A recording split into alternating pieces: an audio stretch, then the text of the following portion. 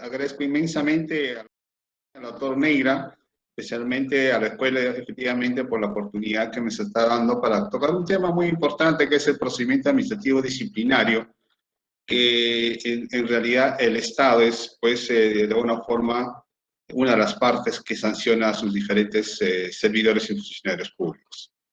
Entonces, vamos a empezar señalando lo siguiente. Si ustedes ven esta figura, muchos se van a identificar rápidamente a qué nos estamos refiriendo. Ustedes ven ahí un grupo de personas de alguna forma sublevándose, ¿no es cierto?, contra un régimen. En realidad, esta figura, no sé si lo pueden identificar, es relacionada a la Revolución Francesa, allá por los años 1700 y pico, ¿no es cierto? Y ustedes saben por historia que esta Revolución Francesa pues trajo como consecuencia muchas situaciones relacionadas al derecho, y entre ellas al derecho disciplinario. Y estamos viviendo una coyuntura muy especial. Ustedes saben que en estos momentos, felizmente, ya se solucionó democrática y constitucionalmente nuestra situación política. Y por un lado, la Revolución Francesa tenía una perspectiva, un objetivo de poder quebrantar, de poder expulsar, ¿no es cierto?, un Estado abusivo, un Estado en la cual era todo. El Estado simplemente por su discrecionalidad sancionaba a cualquier servidor o ciudadano. En el caso peruano, en este caso, bueno, son cuestiones políticas netamente, pero si bien es cierto, a lo que yo quiero resaltar en estas dos ocasiones, dos ejemplos, es relacionado que nosotros los ciudadanos tenemos esa facultad, ese derecho de poder exigir a nuestras autoridades, en este caso al Congreso, porque somos nosotros los que elegimos a los congresos. Nosotros tenemos el derecho constituido y los congresistas y el presidente son pues el poder constituyente, ¿no es cierto? Entonces, por eso es que nosotros es muy importante saber este tipo de situaciones en tanto para establecer las funciones de los poderes del Estado, en estricto. El Congreso, como ustedes saben, tiene una función primordial. ¿Qué cosa? Crear leyes, ¿correcto? Es muy importante saber este tema. Ahora bien, como yo dije hace un rato, la Revolución Francesa pues tenía un objetivo, ¿no? Contra el absolutismo monárquico. Tenía en ese entonces, en tanto que el soberano, el jefe, tenía una disposición arbitraria contra los ciudadanos sin justificación alguna. Desde esa época, digamos, el poder ejecutivo de la monarquía, ¿no es cierto?, ellos, sin que puedan legislar, sin que exista incluso una disposición normativa, sancionaban, aniquilaban, mataban, ¿no es cierto?, a sus contendores. Entonces, esta desigualdad social y política económica trajo como consecuencia esta Revolución Francesa. Y digamos, la falta de derechos, es decir, esta falta de derechos de los ciudadanos, al darle como resultado de esta Revolución Francesa exitosamente, es decir, trayendo abajo toda la monarquía en ese tiempo, trajo como consecuencia el respeto a los derechos fundamentales de todo ciudadano.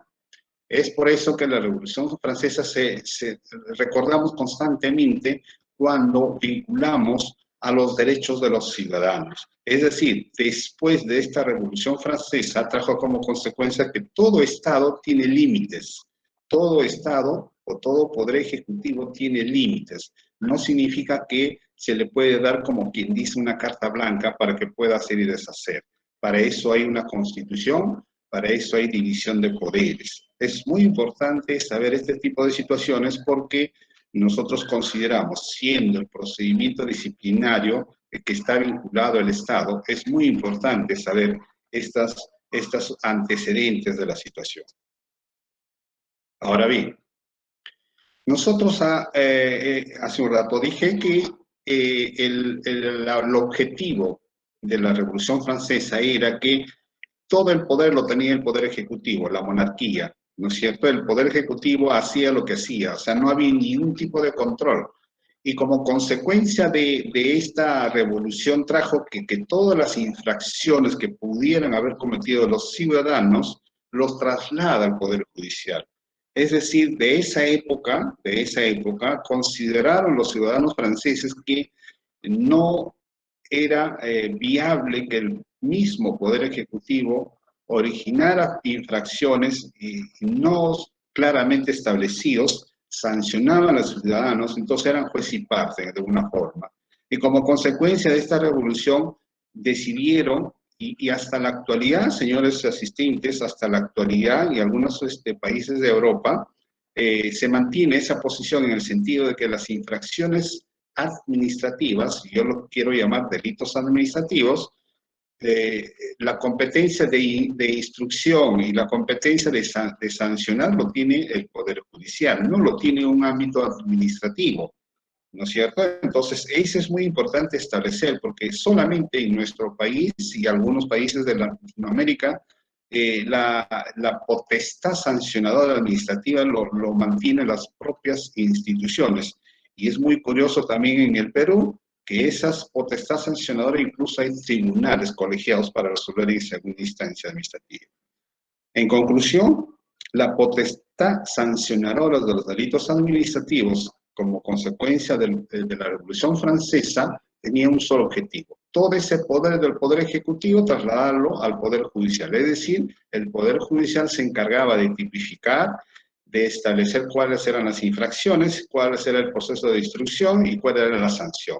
Esto como una cuestión muy importante. Como ustedes saben, el Poder Judicial es pues una institución que es ajena a los problemas administrativos que puede existir, a diferencia del Poder Ejecutivo. El Poder Ejecutivo, de alguna forma, en ese entonces era juez y parte, ¿correcto? Bien, siendo esto así, estamos señalando que el Estado, de alguna forma, se defiende de aquellos actos, aquellas acciones que los diferentes ciudadanos que puedan ir en contra de los bienes jurídicos tutelados por el mismo. El Estado tiene que tener esa potestad, tiene el jus imperium, ¿no? El Estado puede manifestarse, ¿no? Digamos, tanto por la vía penal o por la vía administrativa. Insisto, en el Perú, en otros países solamente la vía judicial, pero estamos hablando en el Perú. Este autor muy reconocido español, García de Enterría, señalaba que el jus puniendi puede manifestarse por la vía judicial penal y por la vía administrativa penal, ¿no? Quiere decir, ¿cuál es la diferencia? La diferencia es los bienes jurídicos tutelados, ¿no es cierto? Y las sanciones, obviamente, la gravedad de las sanciones. Pero el Estado se defiende de esa forma. Digamos así, una infracción administrativa, por decir, ¿no? Una persona que está laborando en un colegio o un director se apropia de un dinero y como consecuencia le apertura un proceso disciplinario y queda inhabilitado. Y paralelamente se le apertura un delito, ¿no? Por peculado, qué sé yo, ¿no? Entonces, en las dos percibe sanciones. La pregunta es, ¿se vulnera algún tipo de principio de la doble sanción quizá?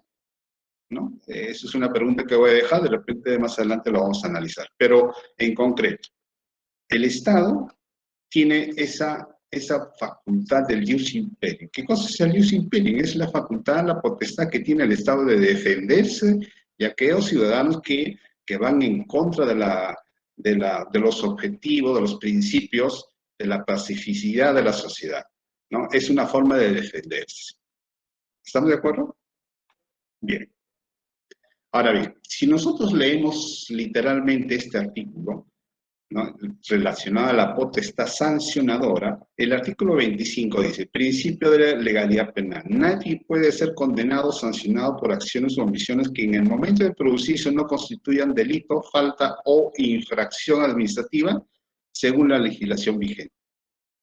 Pero hacia abajo ustedes advierten que está entre paréntesis, este artículo no es de nuestra Constitución, es de la Constitución española. Es decir, en la Constitución española sí, literal y expresamente da una potestad sancionadora a la vía administrativa.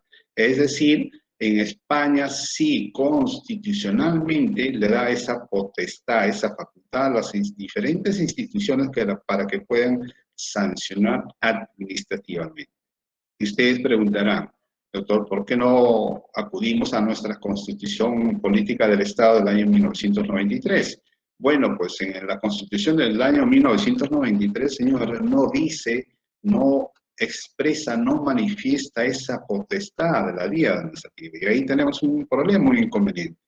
Es decir, si bien es cierto, literalmente en el artículo 2 de la Constitución del año 1993, y lo voy a leer literalmente, dice, derechos fundamentales de la persona, toda persona tiene derecho, la libertad, la seguridad personales. En consecuencia, nadie será procesado ni condenado por la comisión que el tiempo de cometerse no esté previamente calificado en la ley, de manera expresa e inequívoca como infracción punible, ni sancionado como una pena no prevista en la ley. Pero si ustedes advierten este concepto, este párrafo del artículo 2, inciso 24D, hace referencia respecto a los delitos, ¿no? No hace referencia al ámbito administrativo. Y ahí va la discusión en el sentido de que la doctrina nacional y extranjera, que la potestad sancionadora en el caso de Perú no está reconocido en nuestra Constitución. Entonces, ustedes preguntarán entonces seguidamente, ¿cómo hacen entonces las instituciones, con qué potestad pueden sancionar? Bueno, pues esta potestad sancionadora de la administración prácticamente se hace por razones de la práctica, por cuestiones fácticas ya, digamos, y es más, como ustedes comprenden y saben, seguramente, ustedes, los asistentes, deben pertenecer de repente al Estado, a diferentes instituciones del Estado. Hay tribunales, hace un momento referí, tribunales colegiados que resuelven en segunda instancia. Por ejemplo, Contraloría, ¿no? Claro, es una responsabilidad funcional, pero Contraloría, por ejemplo, tiene un tribunal especial que resuelve en segunda instancia. En el caso de nosotros, los servidores públicos, el tribunal servir, ¿correcto? Entonces, de alguna forma, nuestro sistema jurídico garantiza la doble instancia, significa que no se le podría decir que es juez y parte como si habíamos caracterizado antes de la Revolución Francesa, como he hecho referencia. Aquí sí, en la vía administrativa, sí se garantiza la doble instancia, es decir, la misma institución, un área determinada, instruye, sanciona, y si la parte interesada está inconforme, obviamente va a apelar y la apelación obviamente va a llegar al tribunal servir. Y el tribunal servir va a resolver en segunda instancia. Y esa instancia agota la vía administrativa y la parte afectada, puede ser la institución o puede ser el servidor, puede acudir obviamente al ámbito judicial para interponer un proceso contencioso administrativo, cuyo plazo, como ustedes saben, son tres meses para poder, de alguna forma, cuestionar la actuación administrativa que le podría causar un perjuicio. ¿Correcto? Entonces, una primera conclusión, podemos arribar que la potestad sancionadora de la administración, si bien es cierto, no está manifiesta ni literalmente reconocida en la Constitución, pero sí se garantiza esa pluralidad de instancias, es decir, la doble cuestión de cuestionamiento de las partes interesadas. Ahora bien, si hace un rato hemos hecho referencia a que el Estado, a través del jus imperium, se defiende de aquellos actos, aquellas omisiones de los diferentes ciudadanos que quebrantan la pacificidad de la sociedad. El Tribunal Constitucional Español, en esta sentencia que fue invocado por acá el doctrinario Suárez Rincón, señala que los principios del orden penal son de aplicación con ciertos matices al derecho administrativo sancionador. Es decir, los principios que de alguna forma se utilizan en el ámbito penal, en el ámbito penal estamos hablando de delitos, ¿correcto? Se señala al Tribunal Constitucional Español que estos principios también son de alguna forma viables, son aplicables al derecho administrativo sancionador, pero con ciertos matices. Y esos ciertos matices significa que no se aplica per se con todas las situaciones, sobre todo las reglas, tanto sustantivas como procesales, que caracterizan el ámbito penal. Pero sí se utiliza como base en el procedimiento administrativo disciplinario. En el caso peruano, el Tribunal Constitucional también sacó y tiene diversas sentencias que refieren más o menos lo mismo del Tribunal Español, en la cual dice que los principios generales del derecho penal son de recibo con ciertos matices en el derecho administrativo sancionador. Y esto es muy importante establecer, porque si ustedes leen la ley 27444, a veces un alumno me pregunta, profesor, hay dos principios, ¿no? Tanto el principio de procedimiento sancionador y hay principios generales. ¿Cuál de los dos aplicamos? Bueno, considero que cualquiera de esas dos esferas de principios se puede aplicar a un caso concreto cuando de alguna forma concuerda con los hechos que son materia de investigación o con los hechos que son materia de instrucción y sanción. En conclusión, es viable y aceptable que los principios del derecho penal sí son aplicables al procedimiento administrativo disciplinario con ciertos matices. Eso es muy importante saber. Muy bien. Ahora, nosotros, no se olviden, los principios y las reglas de alguna forma del ámbito penal se aplican al procedimiento disciplinario. Pero antes de ello quiero referirme a la preclusividad.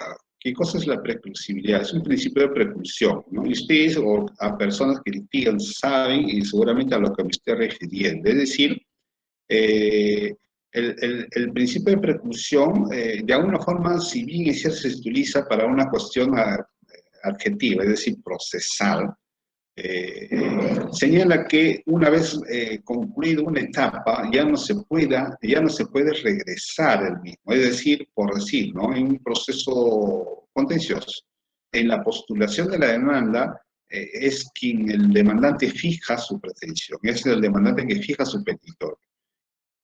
Y no puede ir de ninguna forma, después de notificada la demanda, y es más, y contestada la demanda, no puede pues cambiar su pretensión, ¿no? Salvo que sea en cuantía, pero en estricto la pretensión no. ¿Y por qué no? Porque hay un principio de preclusión. Es decir, la preclusión significa que una vez concluye una etapa, una parte, ¿no es cierto? Ya no se puede continuar con el resto. ¿Ya? Y esto es muy importante establecer. Por ejemplo, acá la Ley de Enjuiciamiento Civil de España dice que el principio de preclusión vigente en nuestro ordenamiento dice que cada acto o actividad procesal se realiza dentro de la fase o periodo que tenga asignado. Etapa dentro del cual debió ejecutarse, precluye o se pierde la oportunidad de llevarse a efecto con posterioridad. ¿Y esto por qué lo señalo? Por lo siguiente. Y acá la figura, como ustedes pueden observar, es una figura del desarrollo de una persona. En primer lugar está pues la etapa ¿no?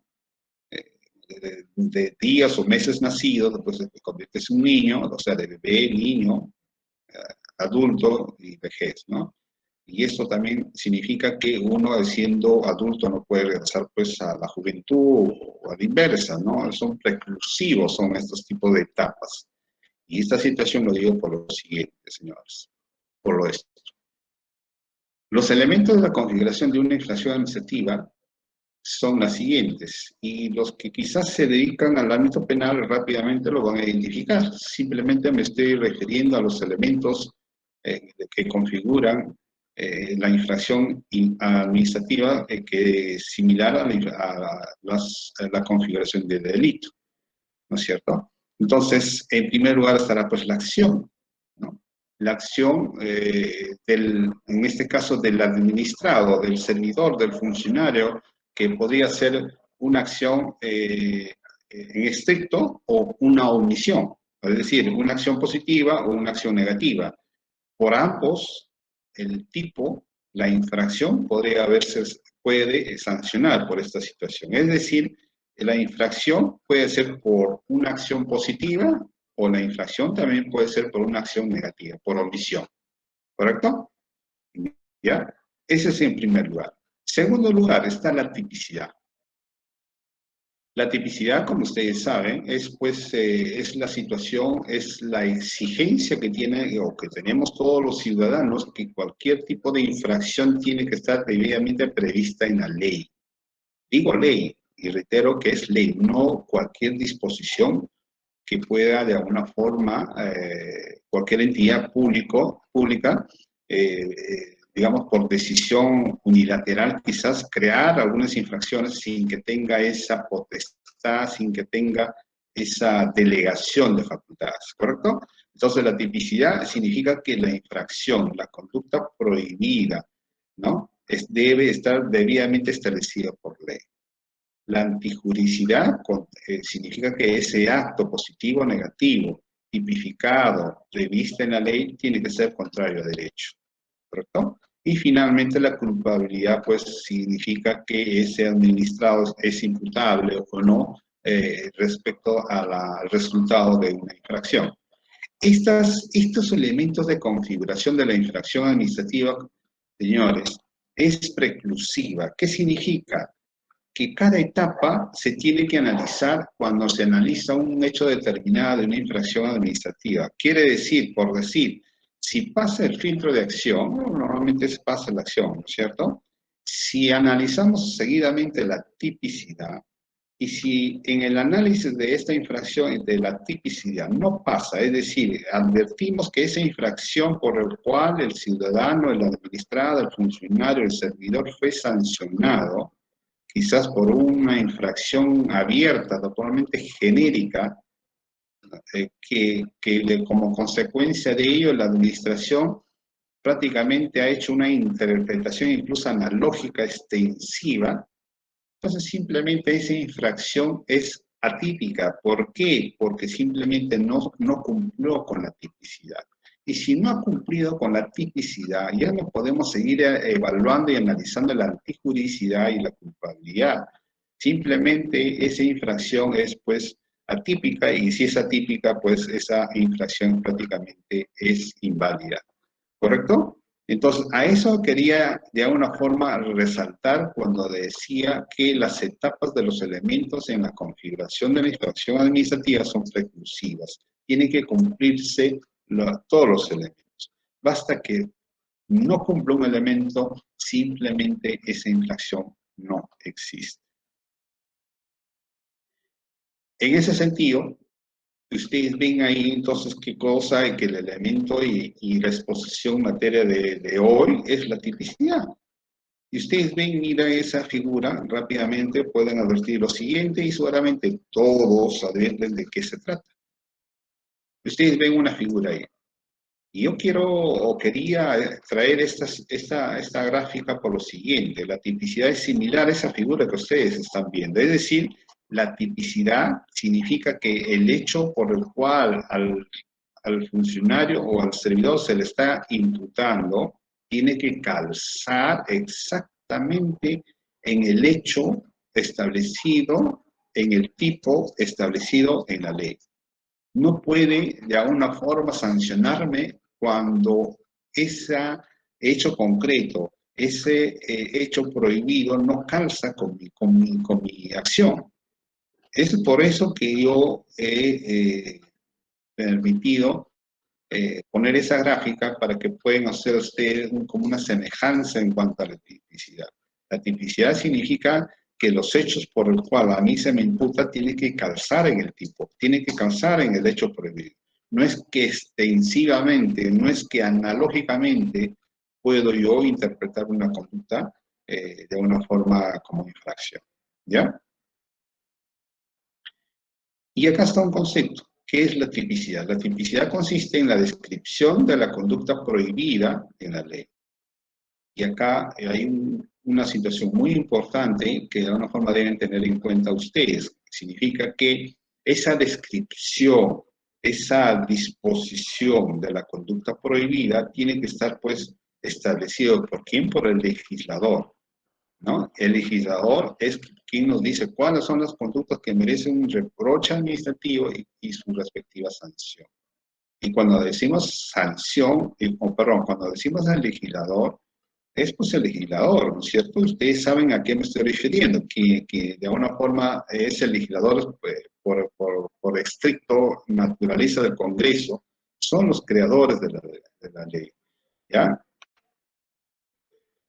En consecuencia, no toda conducta del administrado es una conducta prohibida, es decir, si no está esa conducta dentro del tipo, no está dentro del hecho concreto de un dispositivo legal, no, pues no va a ser una conducta prohibida. Y si no es conducta prohibida, no se me puede sancionar. Y por ahí, si se menciona, si me sancionan, obviamente esa sanción es arbitraria, hasta puede ser fraudulento cuando la parte de la administración se le imputa hechos falsos, con documentos fraudulentos. He visto varios casos, por ejemplo, cuando si bien este profesor era de alguna forma muy, entre comillas, quejoso, se quejaba que no había buenos digamos, muebles, no había buena higiene, entonces, ¿qué hizo la institución? De alguna forma, entre comillas, le empezaron a documentar su conducta, e incluso falsificando algunas firmas, perdón. Entonces, eso es, por ejemplo, es una conducta fraudulenta, ¿no? En consecuencia, ahí no habría tipicidad mientras no se adecúa la conducta del administrado a la infracción. Entonces, solamente se me puede imputar solo aquellas que están descritas en la ley, como una infracción.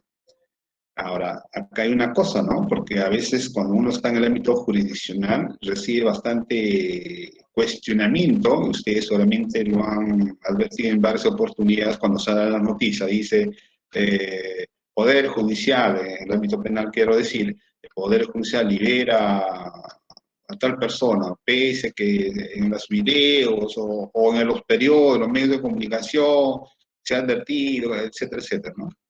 Pero, señores, acá hay que respetar los elementos, digamos, básicos, nivelmente constitucionalmente reconocido, que es la tipicidad, ¿no? Por eso, en este concepto dice, por más que sean desagradables, prejuiciosos, inmorales, que no se encuentren expresadas en la ley, pues lamentablemente, o sea, esas conductas, entre comillas, desagradables, inmorales, que no está establecido en la ley como tal, no podemos nosotros, en el caso, hablo particularmente nosotros los magistrados, sancionar, porque estamos de alguna forma sancionando a ese ciudadano de una conducta típica. Significa que la ley no regula esa conducta. Entonces, ¿yo cómo puedo sancionar esa situación? Yo no puedo, ¿no? Entonces, hay que tener muy en cuenta esta situación porque en el Estado, en diferentes instituciones públicas, se comete estas situaciones, por tanto, no tienen, digamos, una asesoría adecuada para que puedan tipificar las conductas prohibidas de cada entidad. Y simplemente hacen el trabajo a media y así de alguna forma lo sancionan al servidor y este servidor de repente le causa perjuicios tanto físico, moral, económico, etcétera, ¿no? Entonces esas conductas y esas sanciones hay que analizar por eso caso por caso. Y si trabajan en una entidad pública, ustedes tienen que establecer, coordinar, aprobar, ¿no? Disposiciones de infracciones claramente establecidas para que el administrado o el servidor quisiera quebrantar esa conducta prohibida, bueno, tiene que ser pasible de una sanción. Caso contrario, ingresaríamos a lo que era antes de la Revolución Francesa, en la cual entraríamos a la discrecionalidad, ¿no? A la discrecionalidad en la cual que yo puedo interpretar de mil formas con tal de poderte sancionar. Y eso está proscrito en un Estado constitucional de derecho. Por eso que la tipicidad en un procedimiento administrativo disciplinar es muy importantísimo, muy, muy importantísimo. Yo recuerdo un caso, por ejemplo, de control de una institución, se le establecía y se le sancionaba a un funcionario por el plazo. Normalmente en aulas jurisdiccionales también se repite este tipo de sanciones por plazos, pero resulta que desde el inicio del procedimiento disciplinario, desde la imputación, nunca la administración, nunca la institución, qué plazo tenía que haber cumplido. Simplemente a discrecionalidad dijo, primero dijo 20, después dijo 30, no, mejor 40. ¿No? Y esas, por ejemplo, prácticamente está proscrito. Esa situación no debe suceder en las entidades públicas. ¿Ya? Por eso que la tipicidad es muy, muy importantísimo para poder, de alguna forma, si bien es cierto, los funcionarios y servidores tienen de alguna obligaciones que cumplir, pero también la entidad tiene la obligación de poder tener las armas correctas y claras, establecidamente por ley. Dicho esto, en consecuencia, si en el supuesto caso, señores, no está tipificada esa conducta, esa acción u omisión del servidor, la pregunta es, ¿quién puede legislar? ¿El Poder Ejecutivo? Regresaríamos a la época antes de la Revolución Francesa. ¿Nosotros los magistrados podemos legislar? Hace poco estuve en una reunión, en una conferencia del 10º Pleno Civil, por ejemplo. Se hizo una pregunta al expositor en la cual que si los magistrados a través de los plenos se puede legislar. Y obviamente me contestó que no. Y obviamente la respuesta es así, no. O sea, el Poder Judicial no puede legislar a través de sus plenos, menos a través de las sentencias. Nosotros nos abocamos a la Constitución y a las leyes. Y si no existe una ley debidamente especificada, claro, para resolver el caso concreto, obviamente pues tenemos que resolver, digamos, o sea, no podemos resolver con una legislación totalmente que no se adecúa al hecho, ¿correcto? Nosotros los magistrados no podemos legislar, ni siquiera con los plenos, porque eso sería pues quebrantar la división de poderes. El único que podría de alguna forma legislar es el poder legislativo. Profesor, pero ¿qué hacen los ministerios? ¿Establecen los reglamentos? No, pues los reglamentos complementarios a las leyes. Es una cosa muy distinta, ¿no? Pero en estricto, el poder legislativo es el único, la doctrina lo reconoce así, incluso dicen el monopolio legislativo recae en el poder legislativo. Profesor, pero los congresistas pues están cuestionados, pero así es pues, por eso que a veces nosotros, hace un momento dije, nosotros tenemos el poder constituido, nosotros somos lo que decidimos qué personas ingresan al poder legislativo, nosotros tenemos ese poder. Lo que sucede que en nuestra sociedad, y seguramente en las sociedades latinoamericanas también, que no elegimos bien, elegimos por cumplir nomás. Entonces, si elegimos por cumplir nomás, es una situación eh, eh, es una situación que nosotros no podemos admitir y debemos tener de una forma, una madurez en estas elecciones que vienen a efecto de resolver nuestras inquietudes, nuestras problemáticas como debe ser. El Tribunal Constitucional, esa es una pregunta muy importante, que si el Tribunal Constitucional puede o no puede legislar. Ustedes, si han advertido y si ustedes leen algunas sentencias del máximo intérprete de la Constitución, lo que hace a veces con la figura de la autonomía procesal, la autonomía normativa, sí, el Tribunal Constitucional a veces en diferentes sentencias ha establecido y ha creado alguna forma de legislación, lo cual no me parece, no discrepo totalmente. Entonces, el Tribunal Constitucional es de una forma una institución, si bien es cierto, hemos dicho que el que único que puede legislar es el Poder Legislativo, pero el Tribunal Constitucional, de acuerdo a la figura de la autonomía procesal, a veces de alguna forma crea implícitamente normas legales, ¿no? Y las entidades administrativas, obviamente, por razones que antes he puesto, no está pues facultado ni potestadas a legislar. Y esto lo digo por lo siguiente, ¿no? O sea, si estamos hablando de la tipificación, yo no puedo crear, complementar una legislación mientras no está. A eso me refería, ¿no? El Poder Judicial, ni Ejecutivo, ni Tribunal Constitucional, ni entidades administrativas lo pueden hacer. Lo único es el Poder Legislativo. ¿Correcto? Ahora bien, La tipicidad de alguna forma tiene, la tipicidad de alguna forma se basa en algunos principios, ¿no? La ventana no puede cerrar. Entonces, la tipicidad de alguna forma se circunscribe, se basa, se sustenta en el principio de legalidad en estricto. ¿Por qué el principio de legalidad, señores? Porque el principio de legalidad formal, por ejemplo, exige que solamente por ley, esto lo dice el principio de legalidad, solamente por ley se pueden crear, modificar las infracciones administrativas, solamente por ley, ¿no? El principio de legalidad formal lo dice así. El principio de legalidad material significa que cuando uno hace o acude a un tipo administrativo para poder interpretarlas y de ahí aplicarla a un hecho concreto, esta no puede ser por vía analogía.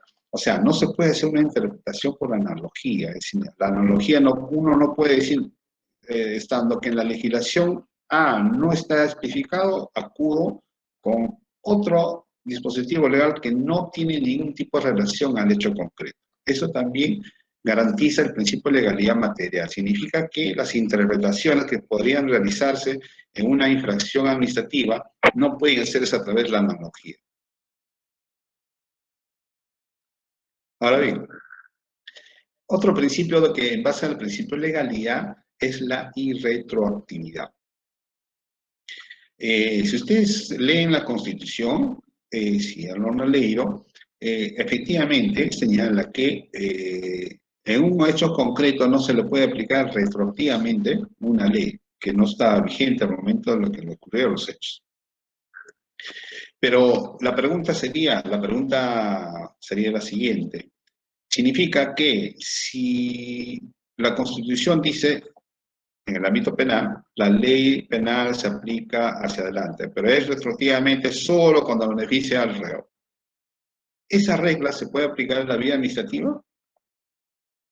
Significa entonces que sí habría por la Constitución, reconocido una retroactividad de un dispositivo legal. Claro que sí, yo considero que sí. Es decir, lo que es irretroactivo es cuando el dispositivo legal es en perjuicio, en este caso, del administrado. Pero si esa ley posterior es en beneficio del administrado, obviamente, tranquilamente, y así lo dice la Constitución, se le puede aplicar, ¿no? Siempre y cuando es viable. ¿Correcto? Entonces, eso también garantiza el principio de legalidad, ¿no? Para hacer cumplir la tipicidad, garantiza la irretroactividad de un dispositivo legal cuando es en perjuicio o en agravio o agrava más su situación del administrador. Pero si es en beneficio, sí es factible de poder aplicar a un dispositivo legal. Otro principio que trae como consecuencia la aplicación del principio de legalidad es el principio de la doble sanción. En una conferencia anterior que tuve acá en la escuela también, cuando hablamos de la responsabilidad funcional sancionada por la Contraloría, yo comenté un tema concreto, es decir, señalé que en el Código Penal, el Código Procesal Penal señala, el título preliminar, señala expresamente que las sanciones que puedan vertir en un proceso penal, ¿no? Están sobre las administrativas. Entonces, en ese momento señalé que algunos doctrinarios consideran que efectivamente si una persona es sancionada por la vía penal ya no debería sancionarse en la vía administrativa. Ese es un tema no pacífico hasta la fecha. Hay conceptos y sustentos en las dos posiciones. Lo cierto y concreto es que la ley 2744 señala que las responsabilidades son autónomas, es decir, la responsabilidad penal, la responsabilidad civil, la responsabilidad administrativa son totalmente diferentes en razón de que son bienes jurídicos distintos que protegen, ¿correcto? Pero doctrinariamente el grupo que mayormente está sustentando es que debería considerarse la sanción o la infracción más grave, que en este sería la vía penal, ¿no? Pero como vuelvo a repetir, esta es una situación no pacífica, todavía hay discusión en este tema. Lo que sí está proscrito, señores, es que si a mí me sancionara por un hecho concreto, ya sancionaron, ya cumplí mi sanción, pero de pronto viene en una municipalidad viene un caso parecido. Por ejemplo, el alcalde A sanciona a un servidor y este servidor ya está a puertas de cumplir su sanción y entra el nuevo alcalde. El nuevo alcalde B viene y le sanciona por los mismos hechos. ¿Ya? Entonces, en ese caso específico sí se quebranta este derecho, o este principio del dimis in idem, del principio de la doble sanción. En ese caso concreto, simplemente la segunda no tiene ningún tipo de efecto, en consecuencia de que se está quebrantando este principio. ¿Ya? Estos son prácticamente los 4 más importantes para reforzar lo que es la tipicidad.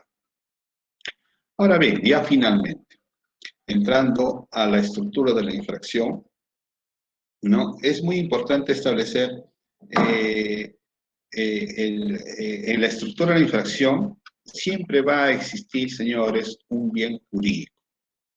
Un bien jurídico en la cual, es decir, una infracción administrativa siempre tiene como objetivo de proteger un bien jurídico. Dice, no puede existir una acción punible si éste no tiene como objetivo una protección bien jurídica. Obviamente, no se puede crear una infracción administrativa si no tiene como objetivo crear o proteger un bien. Si no se protege un bien, entonces no tiene ni razón de crear eso. Pero ojo, este bien jurídico podría ser también no literal y expresamente establecido, puede ser un bien jurídico implícito. Se me ocurre ahora, por ejemplo, una infracción al reglamento de tránsito, ¿no? Comete o infringe en infracción administrativa aquel que conduzca de tanto velocidad, ¿no? Implícitamente se está protegiendo un bien jurídico, ¿no? El bien de la paz, de la tranquilidad, la vida de las personas. Hay infracciones de esa forma, pero también hay infracciones que más adelante lo vamos a ver, ¿no? Que específicamente y claramente están establecidas. Pero, resalto, toda infracción tiene necesaria y obligatoriamente debe tener un bien jurídico que debe proteger. ¿Correcto?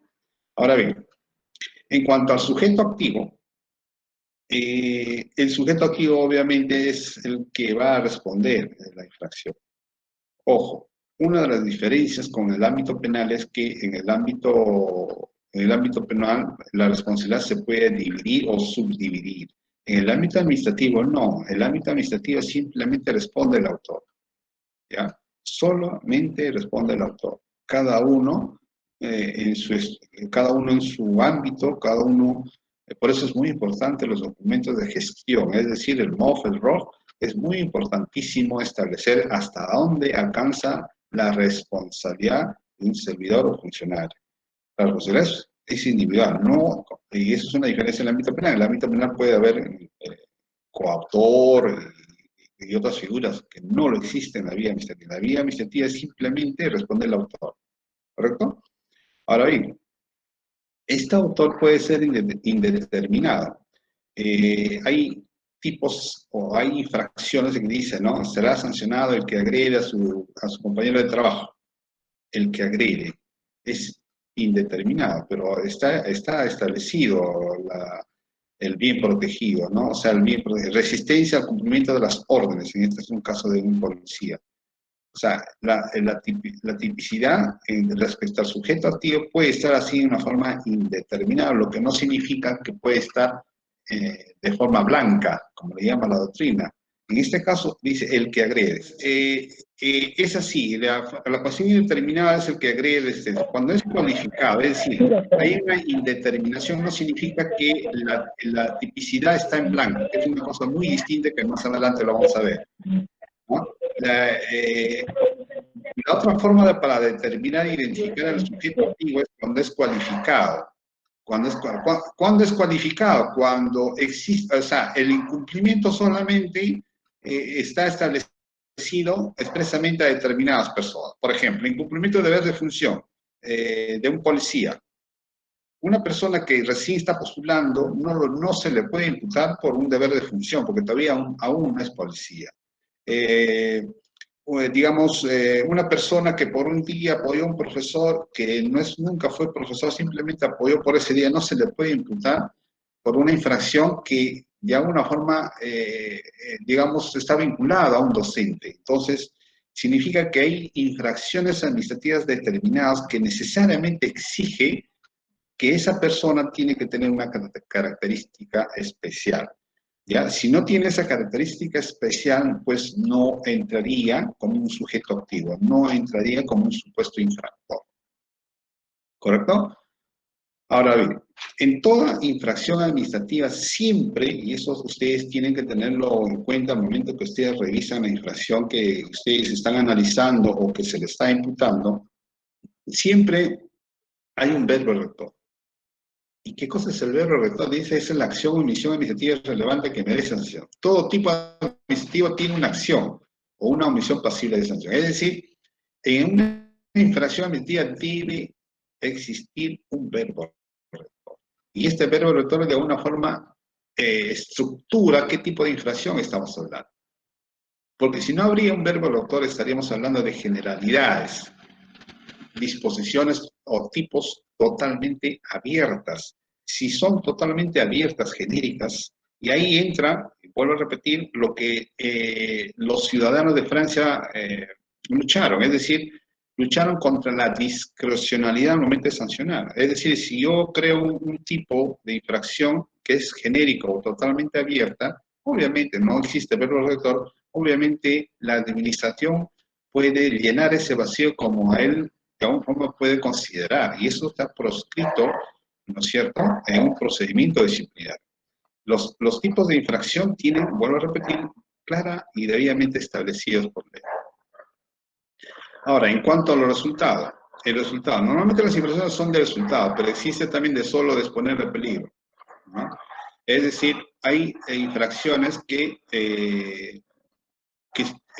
necesariamente tiene que reunirse el resultado.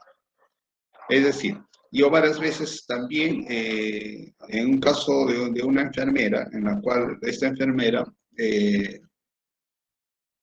se había apropiado de un dinero innecesariamente de una persona, de un paciente que estaba, digamos, hospitalizado en una clínica, un hospital, perdón, un hospital, pero el argumento de defensa de esta enfermera decía, doctor, pero ya devolví el dinero en ese momento, 20 minutos después.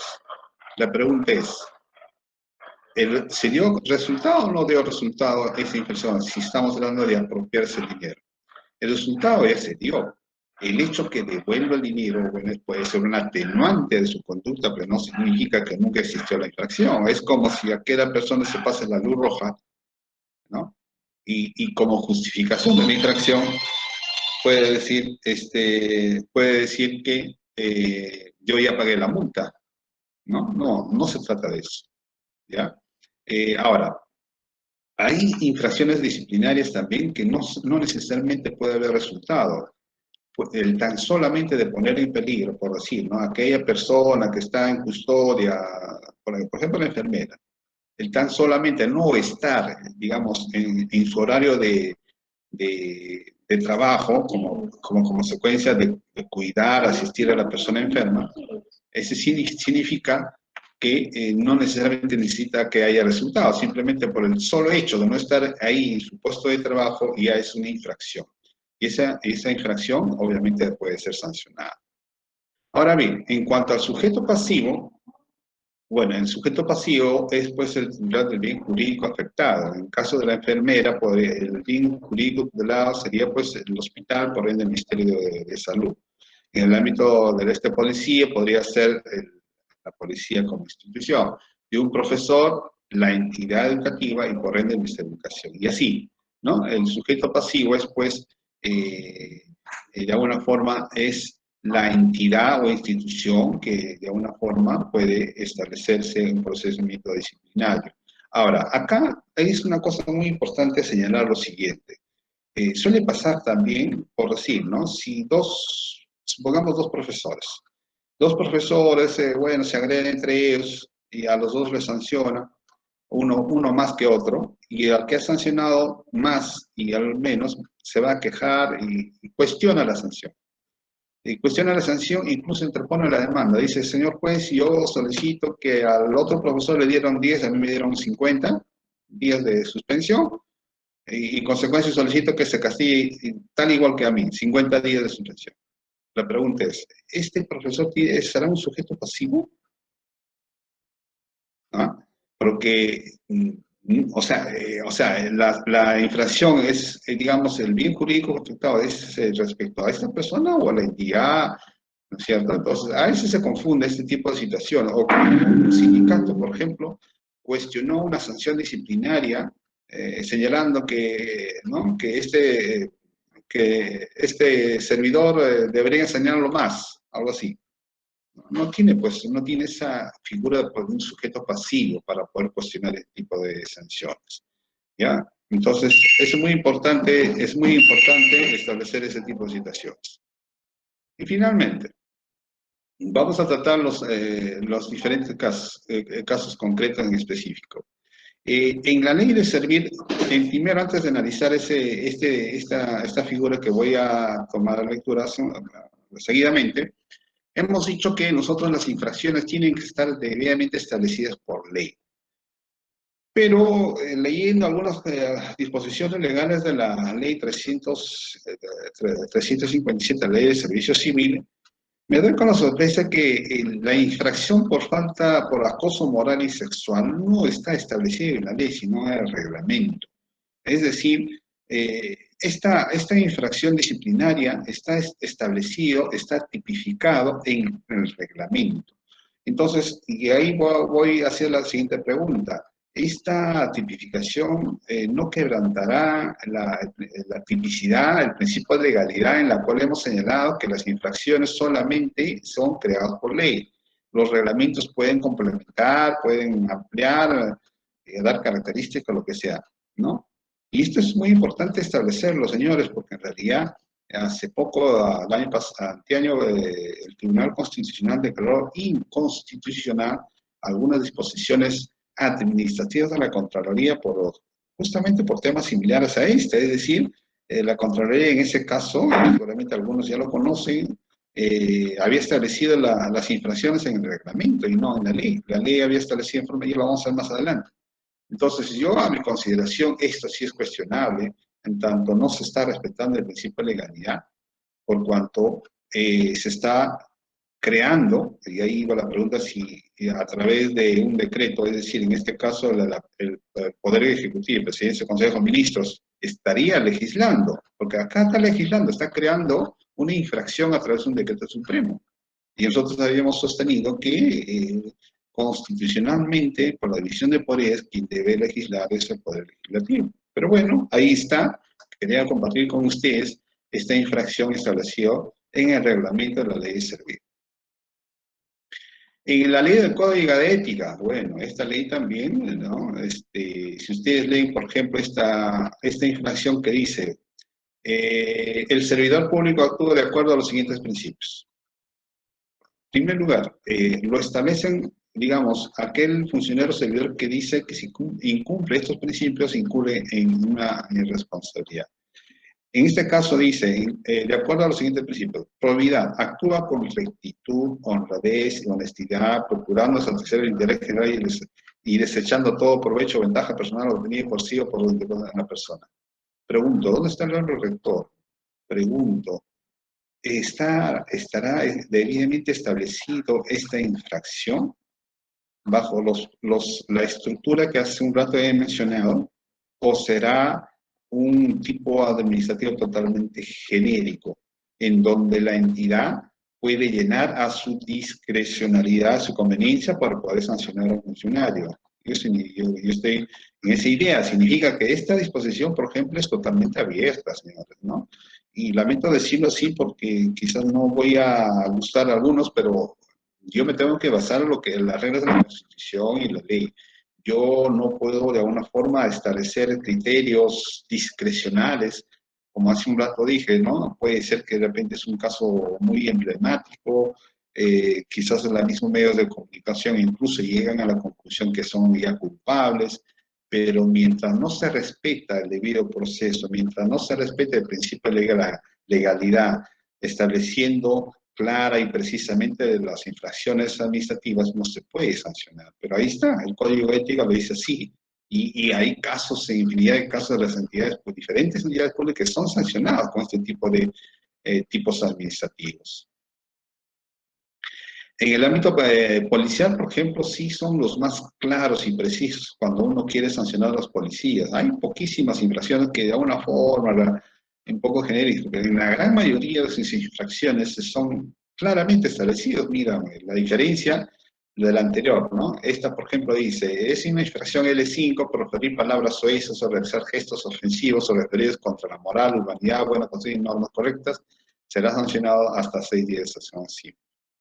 Acá hay verbo, acá hay, ¿no? Implícitamente el bien jurídico es, pues, ¿no? O sea, el respeto a su compañero, a su superior, a la entidad, ¿no es cierto? Entonces, este es un tipo administrativo totalmente claro, que a diferencia del anterior. Y este es el artículo que yo mencionaba hace un rato, en la cual señalé que el Tribunal Constitucional lo ha declarado inconstitucional, en el sentido de que si ustedes leen rápidamente este artículo 46 de la ley 277/85, dice que es una conducta infractora incumplir las disposiciones que integran el marco legal aplicable a las entidades para el desarrollo de sus actividades. No hay nada de verbo, no hay nada, y ni siquiera hay una delegación para que pueda, de alguna forma, la colaboración reglamentaria, el reglamento puede incumplir. En este caso es, pues, a mi criterio, es atípico, y así lo ha considerado el Tribunal Constitucional, ¿no? Obviamente trae como consecuencia, claro está, de hecho que hay algunos infractores bien sancionados, pero de todas maneras, se ha señalado, lamentablemente nosotros tenemos que respetar un Estado de Derecho, tenemos que respetar el principio de legalidad, el debido proceso. Si no hacemos eso, obviamente vamos a llegar a la arbitrariedad en cualquier tipo de procedimiento disciplinario, el procedimiento sancionador también. Entonces, es muy importante establecer en cada entidad, es muy importante establecer nosotros como funcionarios, respetar la tipicidad en caso de las sanciones, o perdón, infracciones y sanciones. Es muy importante. Correcto, entonces habría concluido mi participación, señores asistentes, estaré ya no pues a las preguntas que me puedan vertir.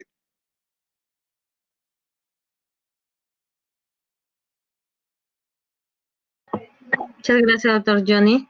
A continuación, pasamos a la ronda de preguntas. Si alguien tuviera que hacer una pregunta o comentario al doctor, por favor, encienda sus micrófonos.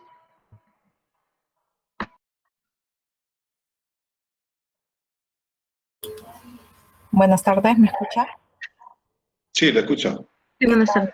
Quería consultar este tipo de procesos, ¿quién lo lleva a cabo? ¿Qué órgano jurisdiccional? ¿El contencioso o el laboral? Gracias. No, esa es una muy buena pregunta por lo siguiente. Solamente en la Corte de Lima, hay una subespecialidad en el ámbito laboral. Hay juzgados, o sea, en la especialidad laboral se subdivide en las siguientes subespecialidades. Está los juzgados laborales con la nueva ley, está los juzgados con la ley antigua de la 2636, ¿no es cierto? Y los juzgados laborales previsionales y los juzgados laborales contenciosos administrativos, ¿no? Entonces, los juzgados contenciosos administrativos laborales son los que ven de las sanciones disciplinarias de todo el sector público. Y eso es muy interesante establecer porque en realidad ustedes saben que el Estado no solamente tiene pues un régimen laboral los trabajadores del 276, tienen el 728, ¿correcto? Entonces, nosotros en la especialidad vemos ese tipo de sanciones en diferentes regímenes laborales del Estado. A su pregunta, nosotros, los juzgados contenciosos laborales, somos competentes para ver los procesos disciplinarios de funcionarios y de servidores públicos. Gracias. ¿Alguna otra pregunta? Doctor, hay una pregunta en el chat, voy a leerla. Dice, si la conducta que se quiere sancionar realizada por el servidor público no se encuentra dentro de la función del cargo que desempeña, ¿puede ser sancionada? Claro que no, por eso habíamos dicho hace un rato, si la conducta no calza, incluso puso digamos, un rompecabezas, como dije, tiene que subsumirse, tiene que encajar, tiene que calzar específicamente en el tipo administrativo. Si no encaja, simplemente no se le puede sancionar, porque estaríamos entrando ya a hacer una interpretación extensiva. Y las disposiciones de imputación o de gravamen, que le llaman las infracciones administrativas, no se pueden hacer ese tipo de interpretaciones, sino limitarse a lo que tal y como dice las infracciones administrativas. O sea, a mí no me pueden sancionar como que parecería decir una infracción por acá o por allá. No, un momentito. ¿Qué infracción me está imputando? ¿Esa infracción dónde está? En esta ley, en este artículo, en esta disposición legal. Solamente así puede de alguna forma imputarse al administrado o al funcionario, porque si no se estaría vulnerando la tipicidad. Y si no hay tipicidad, pues ya no hay nada, ¿no?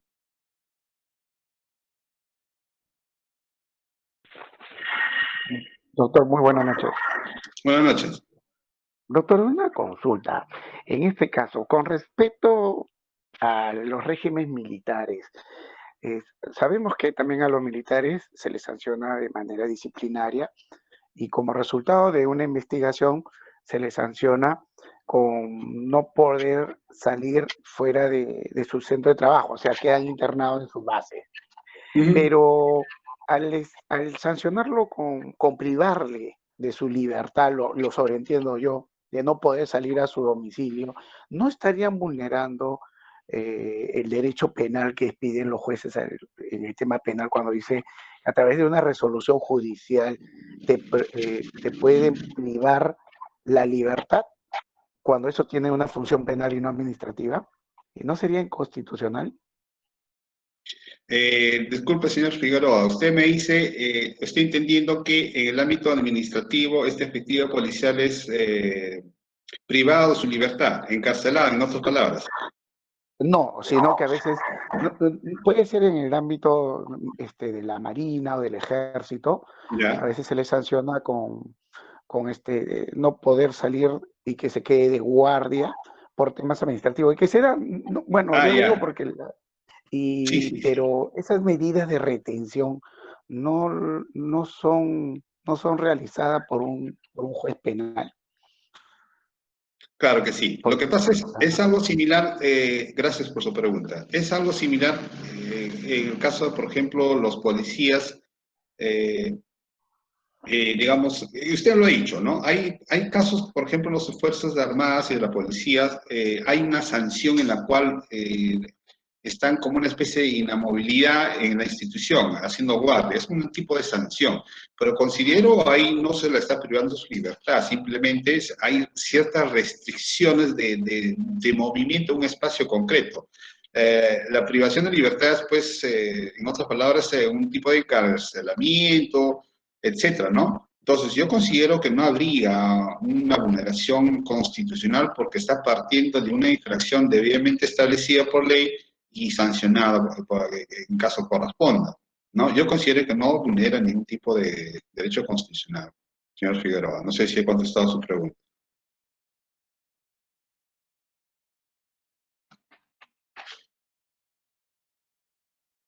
Pregunta, hay una asistente, ¿en qué consiste la diferencia, me dijo, de los procesos contenciosos laborales? Creo me preguntó. Bueno, como lo vuelvo a repetir, solamente en Lima, porque en el ámbito nacional, en las cortes del ámbito nacional, no existe esta subespecialidad. Acá dice, una consulta, ¿en qué radica la diferencia en los procesos laborales contenciosos administrativos y el proceso laboral previsional? Bueno, la diferencia es muy sustancial. En los procesos laboral previsional se ven todo relacionado a las pensiones personal ya cesados o ya retirados, digamos así, ¿no? Es decir, personas que están pidiendo un reconocimiento de aportes o de repente están pidiendo un incremento de pensiones. Eso es lo que se ve en el proceso laboral previsional. En los contenciosos administrativos nosotros vemos todos los servidores públicos en actividad, ¿ya? Actividad que pueden pedir, en este caso, nulidad de sanciones disciplinarias, ¿ya? No sé si está claro. Dice, los que están bajo el régimen 1728 pueden ser sancionados aplicando el procedimiento administrativo disciplinario de la ley 2744, no. El régimen 720, bueno, si está en el Estado, ojo, es muy importante establecer, ¿no? El trabajador que está contratado bajo 728, el trabajador que está contratado bajo el régimen 728 pero labora en el Estado, la pregunta es, ¿qué tipo de infracción se le está imputando? Porque es muy importante saberlo. Por decir, en el ámbito del Poder Judicial hay dos ámbitos.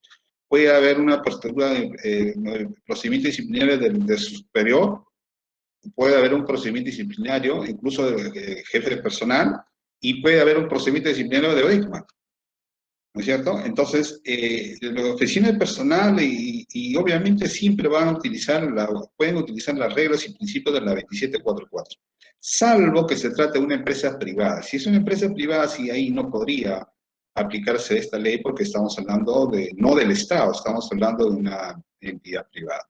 ¿Correcto, Bonnie Alvarado? Perfecto. No sé si hay alguna pregunta más.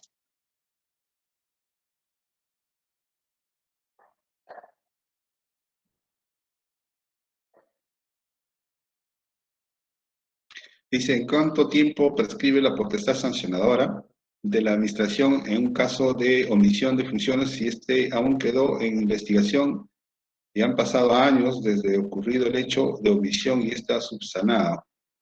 Bueno, lo que estoy un poquito con pero estoy entendiendo es que la potestad, o sea, hay dos plazos de prescripción. Uno es para antes del inicio y otro es después del inicio. Ya, eso habría que establecerle bien el caso que ha preguntado el señor Rodríguez, porque en realidad, si estamos hablando de un proceso y procedimiento disciplinario antes del inicio, o sea, el hecho concreto, los hechos imputados ocurrieron una fecha y no apertura ni siquiera investigación, hay un plazo de prescripción. Después, una vez aperturado y cuando se le imputa la instrucción o cuando se le imputan los hechos concretos, es otro plazo. Habría que ver el caso que está planteando el señor. Muy bien. Creo que ni hay más preguntas, doctora Kenia. No, doctor, esas son mis preguntas. Muchas gracias. Entonces, hasta otra oportunidad. Muy amable. Gracias a usted, doctor. En nombre de nuestro director, doctor José Antonio Neira, agradecemos el apoyo que siempre nos brinda y en su valiosa disertación. Muchas gracias, doctor. Muchas gracias, doctora. Gracias.